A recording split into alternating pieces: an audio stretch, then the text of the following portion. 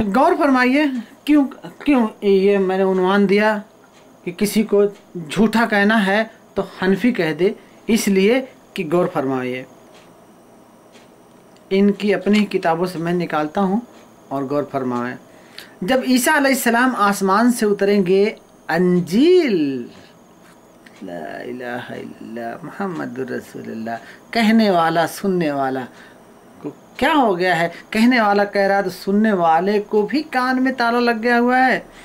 जब ईसा अलैहिस्सलाम आसमान से उतरेंगे तो अंजील तो उनको मिल जाएगी, अंजील तो उनको मिल जाएगी, लेकिन वो कहेंगे कि मुझे खुदा का हुक्म है, मुझे खुदा का हुक्म यह नहीं कि मैं तुम्हें अंजील पर अमल कराऊं,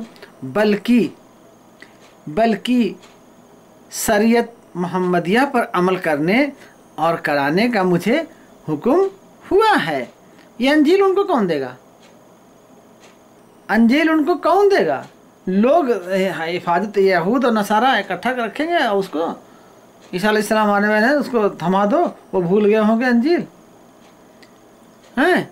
तो कहाँ अल्लाह का हुक्म हुआ है कि उम्मत मोहम्मदिया पर अमल करने और कराने का मुझे हुक्म हुआ है, उम्मत मोहम्मदिया पर। तो आइए देखिए, सुभान अल्लाह, अंजील छोड़कर उम्मत मोहम्मदिया पर आ रहे हैं ईसा अलैहिस्सलाम, और हनफियत के जरिए आ रहे हैं।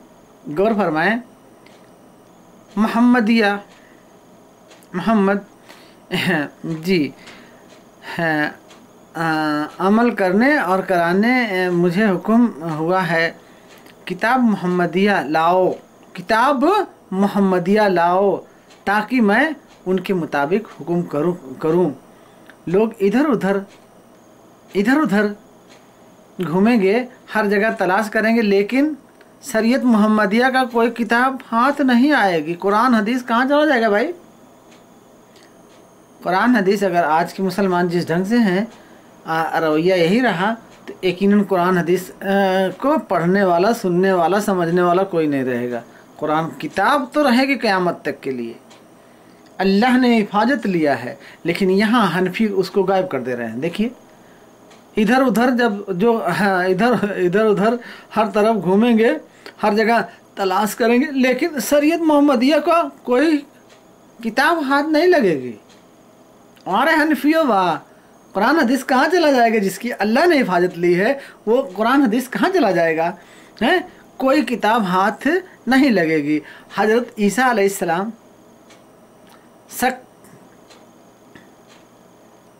शख्सियत में आ जाएंगे।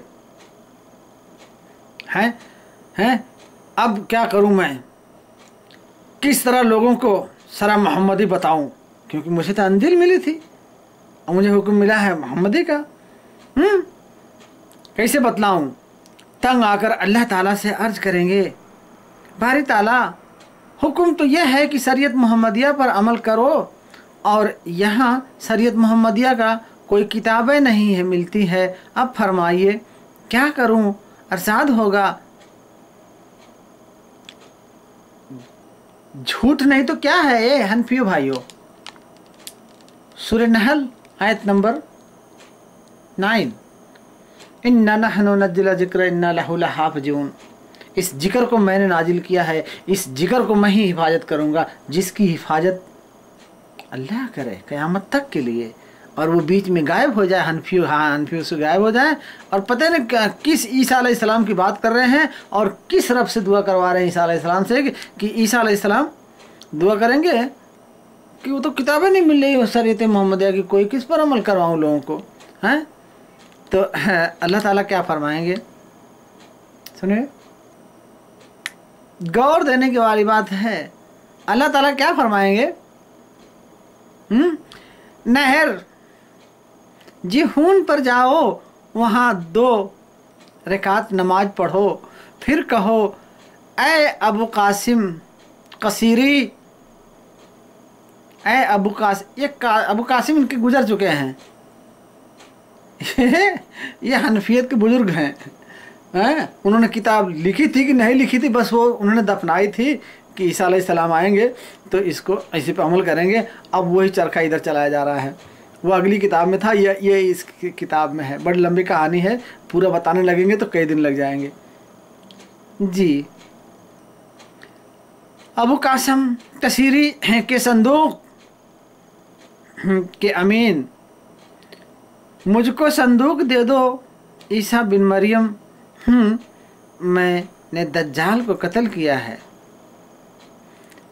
कहाँ जाएंगे? नहर जिहून पर जाएंगे, 2 रकात नमाज पढ़ेंगे और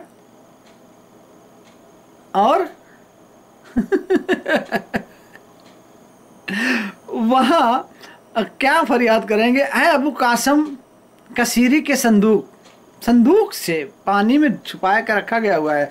किताबें छुपाई भी गई तो कहाँ, पानी में। गप, ये वही बात हुई ना, इतना बड़ा झूठ जैसे कोई मुर्गे को बोले ऊँट, वो ये इतना बड़ा झूठ है। हैं तो जस्ट मिनट।